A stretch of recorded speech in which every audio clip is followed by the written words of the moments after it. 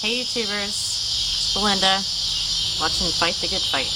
Here we are continuing everything, A through Z. We're probably on like B now. Anyway, I always try to beat the dark, and it's getting ready to get dark again. You know, I don't get home until after 6 o'clock, so gotta rush around, and so I have enough time. And I love the outside. Anyway, okay, so we had left off with the creepy crawlies attacking me in action. You're looking at this situation, you're miserable, you're arguing, you're defending yourself, you're crying, you're losing your sanity, looking at it dead in its face, but you don't see it for what it is. Because that would mean that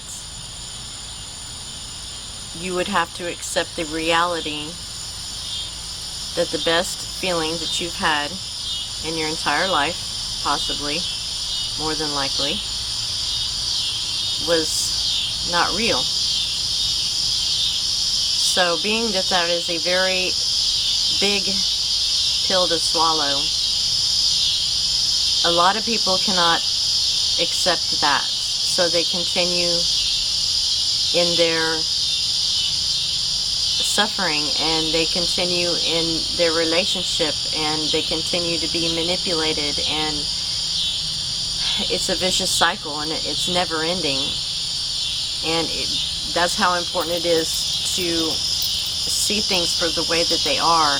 And it's especially difficult when you're in the situation, because when you're in the storm and stuff is flying at you from every direction, debris, and you know, you're having to duck here and defend here and shield yourself there, and it's just, it's very exhausting and distracting from what's really going on. I mean, it's like being caught in a tornado. And you want to be able to see it for what it is, so that way you can fix it.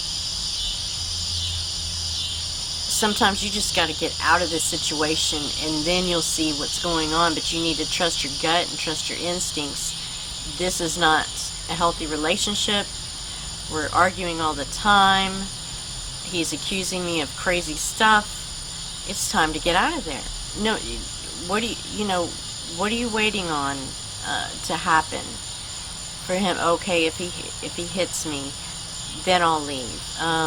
If he hits one of my kids, then I'll leave. You know, it's just always, and those are your boundaries, and he's already crossed like 100 of them already, and you ended up staying. And I know this because I went through it.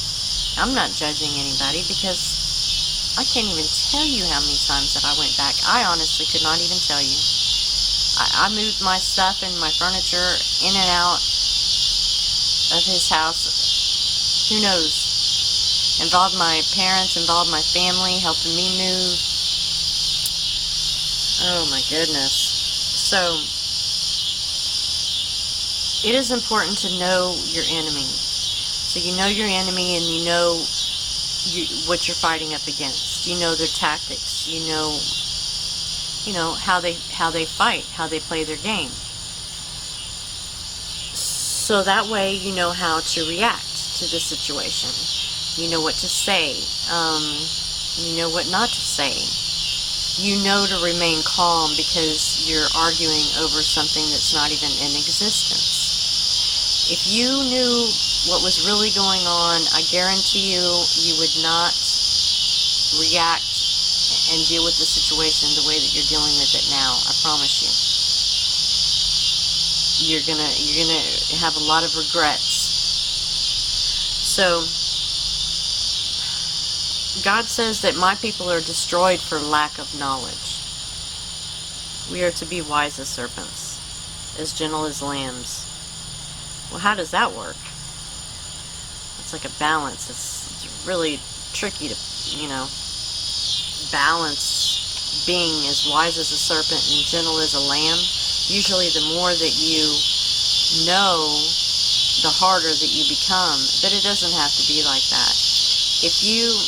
One of the ways that you're able to find a balance is if you just give a small portion, just a small portion of the dedication and the faithfulness that you have given to your I almost say narcotic, but yeah, your narcotic relationship, and give it to God, imagine what He could do with it. I mean, are you giving your whole self to the relationship, giving it all you got? Think about what you're fighting for. Think about what if you're being tricked and everything right now, and you're fighting for something that you believe in, but it's actually a lie. You're living a life in vain, and that's a shame. Like when you get older and you look back on your life. I mean, I spent 30 years. I wasted 30 years of my life arguing about things that He didn't even believe about me. It was just to distract me. So another way that we can balance out is we have to understand and accept that we were not who he or she accused us of. It's very important to realize that fact, because then why would you argue with somebody that is accusing you of something that you know that person doesn't think that about you? Would you put so much energy and effort into trying to convince them that it's not true? So we really need to work very, very, very hard, because emotions take over and they just take control. We need to take control over our emotions, or we're not going to be able to see our hand in front of our face. That's why we're just so messed up and we can't even make the simplest decisions. The narcissist always needs a victim because they're too weak to deal with their own insecurities, faults, sin themselves. So they can ultimately replace individuality. All sense of a narcissist is able to crawl inside of your head and heart from the beginning to enable their ability to seemingly become your perfect personal dream guy or girl. They know for in order to brainwash you into taking blame for their own faults and insecurities that they are too weak to face as their own, they need to be able to get you to completely trust them. They can't go to step 2 without step 1 being totally 100% completed. And the way that they usually do that is romance. And after they find out exactly what you want, and then they be that person for a month. Yeah, like that song, Blank Space. So the moment that you give your heart over, the moment that they know when you trust them, they know when that moment is, and you did too. Then that's when they begin step 2. And step 2 is they begin to release their demons on you and project themselves on you, take things out on you, and they start messing with your mind. They start hiding your stuff and trying to make you think that you're crazy, and then that way you lean more on them, to listen to them more for their advice. If you think your own mind is crazy, you're not going to have a good stability on what you feel is right and wrong. You're going to be wishy-washy, and you're going to be gullible and naive, and you're just going to go along with what your partner says, because they actually, what they do is they pretend they're saying it out of concern for you. Like, I'm just saying, like, I mean, you know, I'm just concerned, you know, you've been losing your stuff, and you've been, you know, are you okay? I mean, let me know if I can do anything to help you, you know, I'm just, you know, we're supposed to be a team here, and you're kind of, you know, slacking, and I'm having to pull your weight, and you know, whatever needs to go on. If you need to talk about, you get the point. I mean,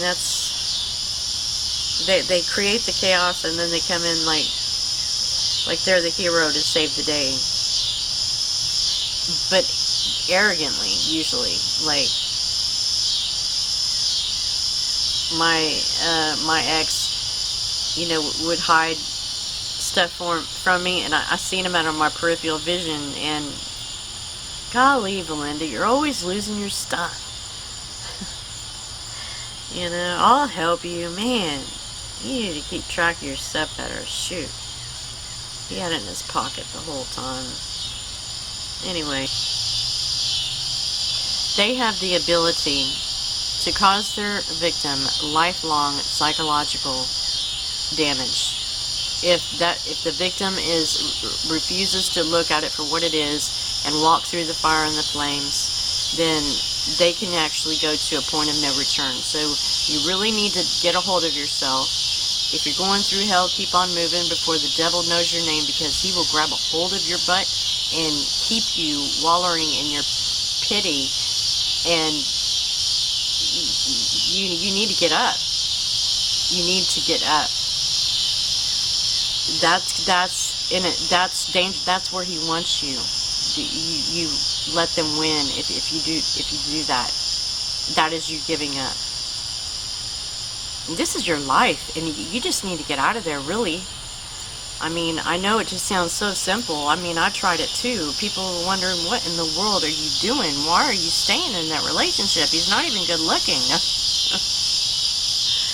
I mean, I don't know. I felt responsible for him. I felt an obligation.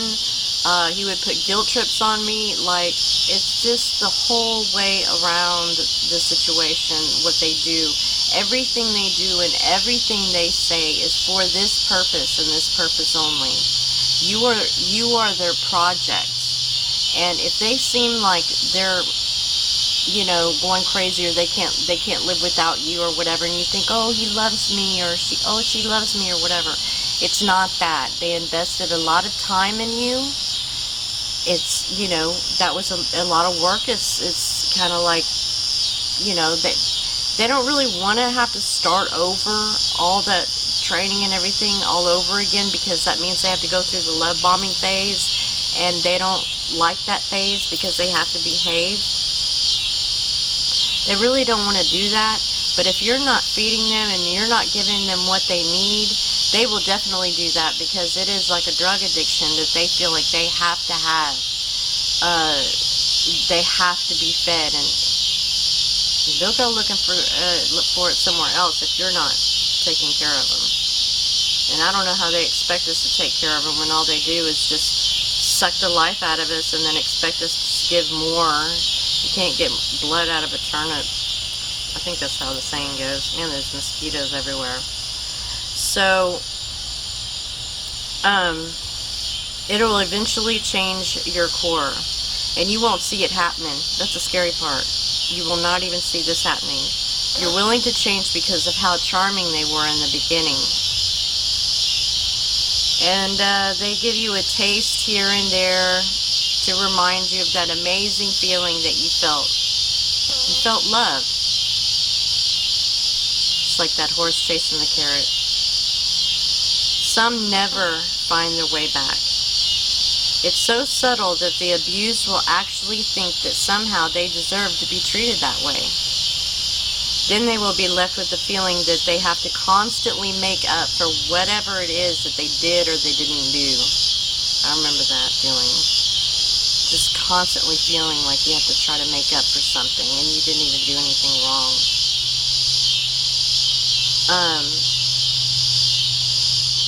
For the life of them, they don't know what that is. From then on, they are in the state of confusion.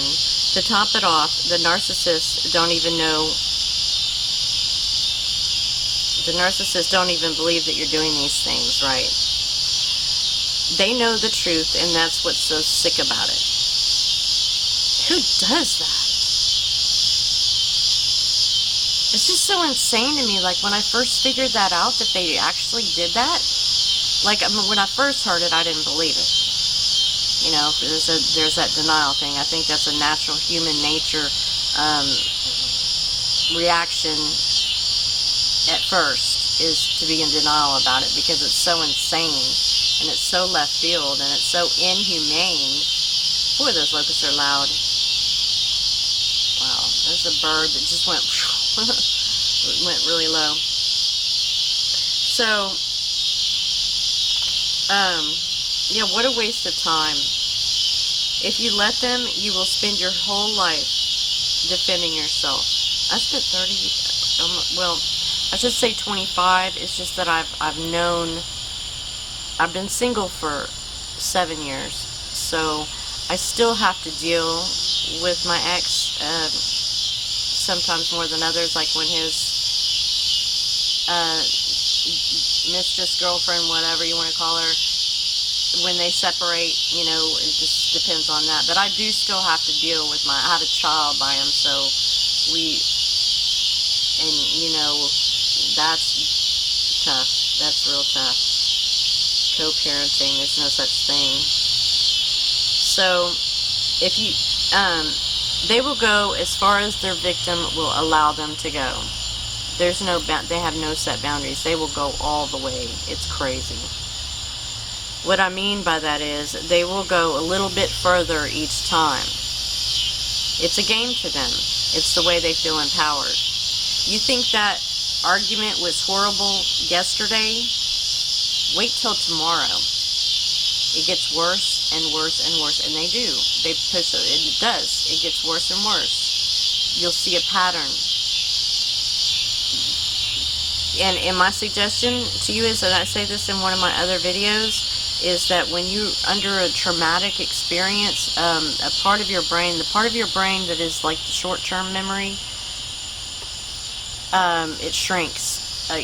So that's another reason why you forget a lot. So therefore, you kind of forget the arguments and everything. They just kind of come together, like they go over each other. Like you can't really remember that it has been just every day, and you can't really remember specific details about the argument, or how it started even, or anything like that. So my suggestion to you is to keep a journal and write down every day, like what he said, what he did, what they did,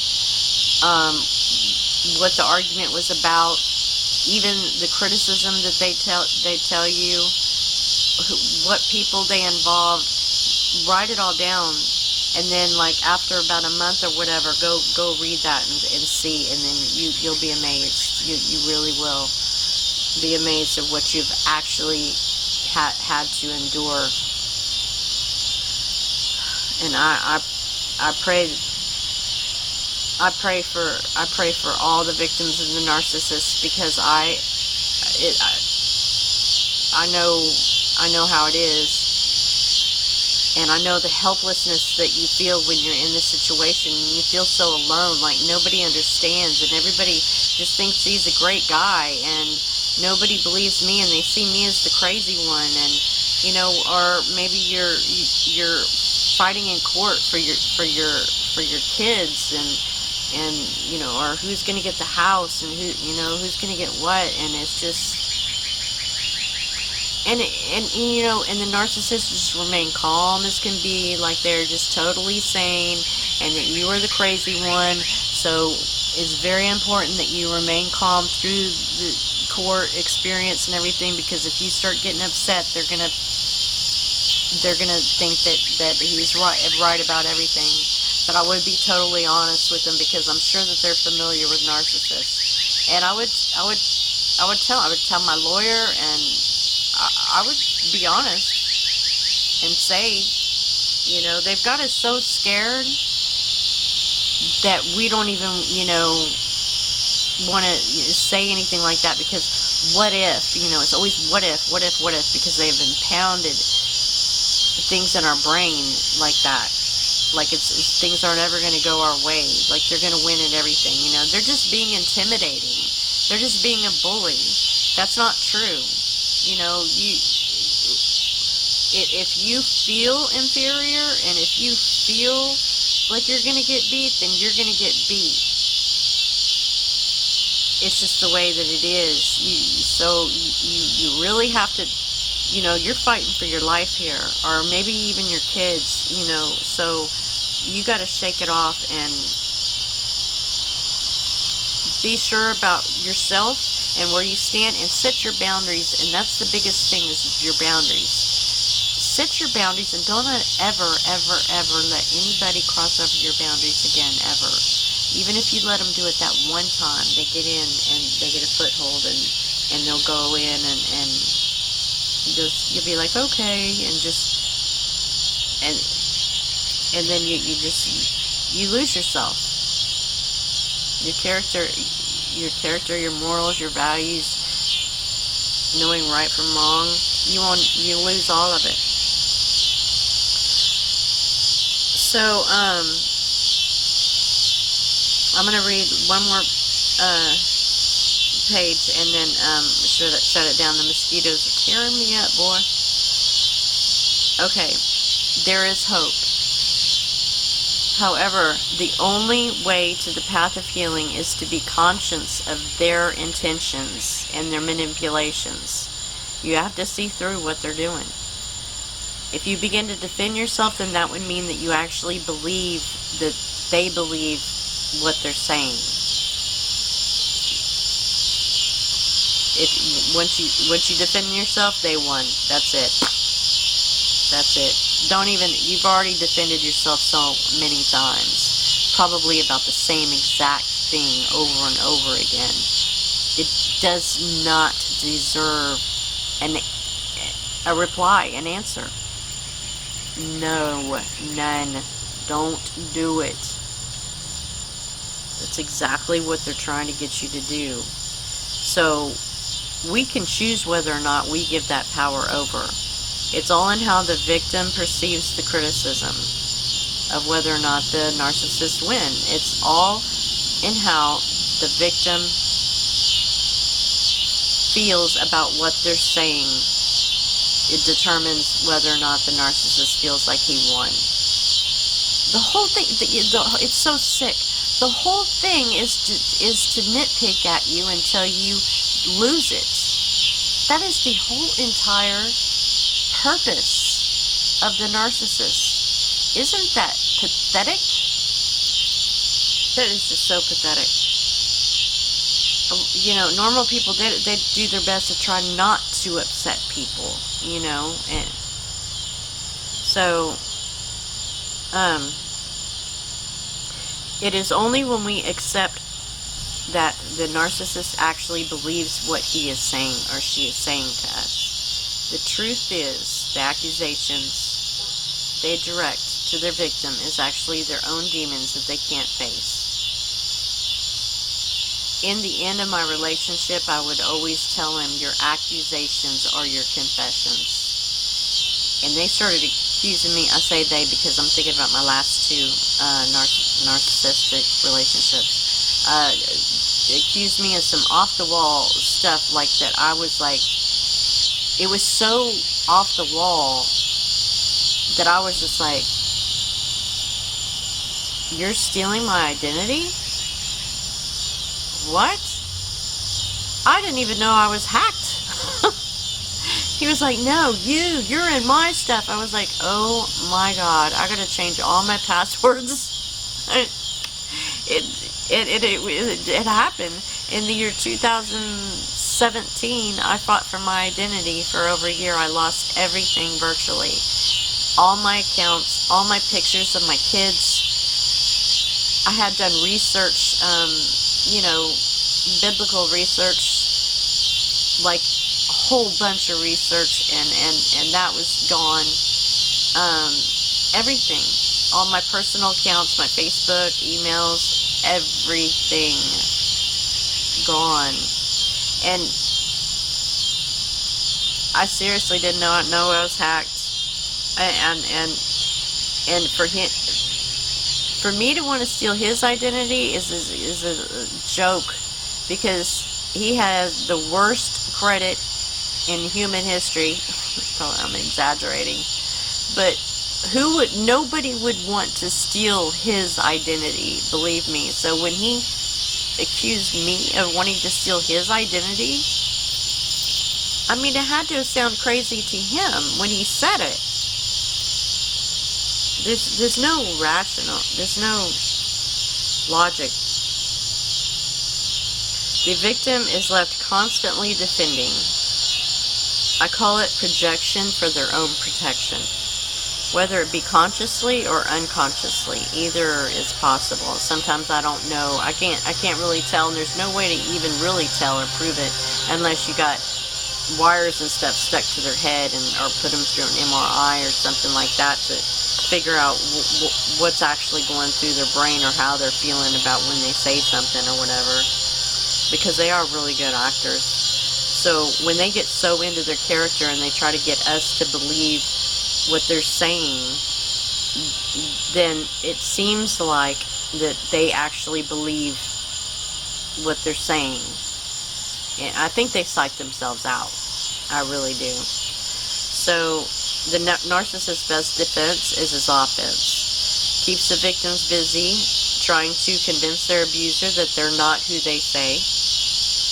The only way that you should respond to a narcissist when they project themselves on you is just to not accept it.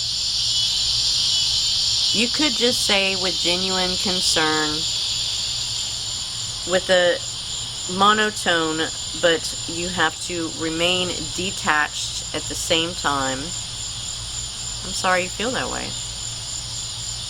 And turn around and walk off. Like you don't even want to reply, you know, just, I'm sorry you feel that way. In other words, that's your problem, and I'm sorry, you know, you're going to have to work on that or whatever, but it's got nothing to do with me. So, good luck with that, and I'll be in here while you figure all that out. So, I know exactly how it made me feel when he first started telling me that. Like, sorry you feel that way. Or I would spill my guts, and he would just be like, well, I'm glad you got that off your chest. And then he would change the subject and just totally disregard everything I said. But just say, you know, you feel better? I'm glad you got that off your chest. You know, boy, what, you been holding that in for a while or what? Alright, well, and then talk about what he wanted to talk about. It was just, yeah, it's like I was just totally irrelevant. And what I said, how I feel, none of it mattered. And that's another abusive tactic. So, they would always, he would never take responsibility for anything that he did. Never take responsibility for making me feel the way that I feel. It was always self-inflicted. Like I always felt like that, like I'm too emotional. It was my own fault. It's my imagination. I was making stuff up in my mind, just playing tricks on me. You know, I'm crazy. You know, I lose my stuff. And remember, see how that works. It's all for a purpose. Everything they do and everything they say is all for a purpose. There's not one sincere thing that they say. And that goes for all narcissists, not just mine. He always made me feel like it was my fault. But it's not your fault. Do not accept it. I think it's starting to rain. They did make you feel that way. And they put their issues on you in a very tricky and manipulative manner. It's their personal problem that they are putting on you. It's literally their personal problems. So they don't have to feel that way inside. So you're the strong one, having to deal with your own demons and their demons. With your responsibilities while you're dodging all of the fiery darts being thrown at you until he manages to get one or two right underneath your belt. You have to detach yourself from that and don't accept it. Now, I've got a couple more, I'm gonna say a couple more things because I think this would be a good thing to end it with because it's very, very important. This is the way, I'm gonna tell you the way that you're gonna be able to handle this when they start hitting below the belt and where the open wound is, and if you wonder how in the world will you be able to keep your cool, and even if you don't keep your cool, to pretend like you're keeping your cool. So remember that they know you. Okay, from the very beginning, when you totally spilled your guts to this person and opened yourself up to them, they made you feel like you could tell them anything. You felt like you met your soulmate, and they saw your insides, your desires, your failures, your achievements, your people, the people that you love, how you feel about everyone in your family, your friends, and it will all be used against you perversely. The only way that you will be able to get through that is you have to be aware of your own faults. You have to see what you did. You have to look at it. You have to analyze it, and you have to forgive yourself. We've all made mistakes, okay? Whatever the pain is, even if it's a pain and not even a mistake that you did. Say it's somebody else that did something to hurt you. Think about it.